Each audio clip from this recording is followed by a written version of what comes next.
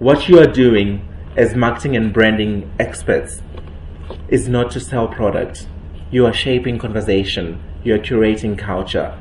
You are part of a bigger conversation than you think. So we need you to use your influence to influence.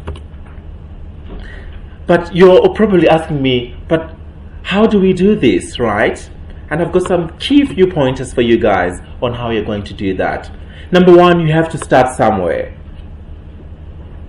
They do say that the journey of 1,000 miles begins with one step. You have to start somewhere. You have to start intercepting conversations. You have to start being part of a broader conversation rather than yourself and your brand.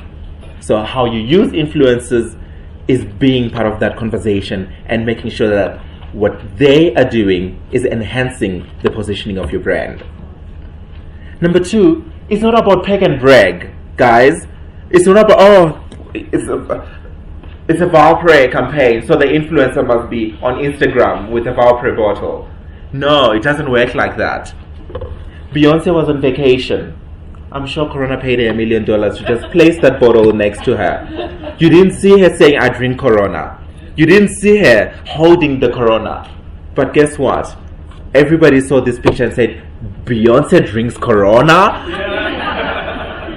Because it was just done in a beautiful and a subtle way. In a way that didn't bastardize Beyonce's brand or the Corona brand. So now everybody knows that Beyonce drinks Corona.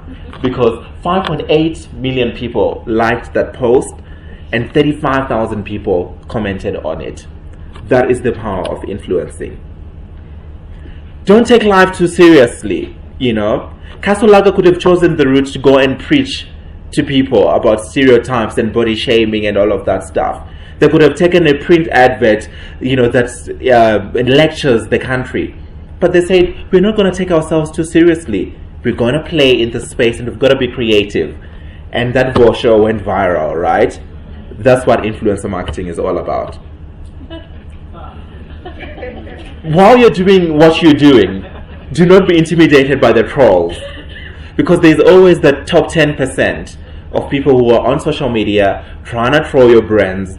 And as marketing managers and brand managers, we're so scared. Oh my goodness, did you see that person said it's a shitty campaign? Or, you know, they didn't like this. There are always people who are going to have a negative perception of your brand and of your campaign. All the time. You're not going to please everybody. So what you need to do is to focus on your core audience and know that they are going to be rejectors. And I always say to my brands, our agency recommendation, and they know that I'm in business when I say these words, our agency recommendation is that you move on. Because guess what? 2 hours later, something else happens. Somebody has been you know, in trouble. A minister has stolen more money, you know. You know how it goes in this country. Somebody has been fired, or they've visited the Guptas, and then it becomes the news. So when you sit and you're looking at yourself and what your brand has been put through by trolls, you think, oh, it's the end of the world. But it's actually not. All you have to do is to sit out the storm. Once it's gone, it's gone. There's always going to be somebody who's going to get into trouble immediately after you. So pay your influencers, guys. Exposure means nothing to them. Influencers deserve to be remunerated for the content that they curate for you. You've got no idea when a post goes up.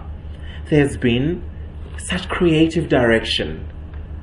They've actually, you know, probably said 2-3 of them, right? And they had a pre-production meeting and said, right, we have to put this post up at 2 p.m.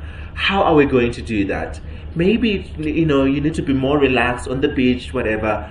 Oh, but no, man, you can't be on the beach wearing that dress. Maybe you should wear a bikini. Then the wardrobe girl comes in, you know, with a bikini. So it's a production.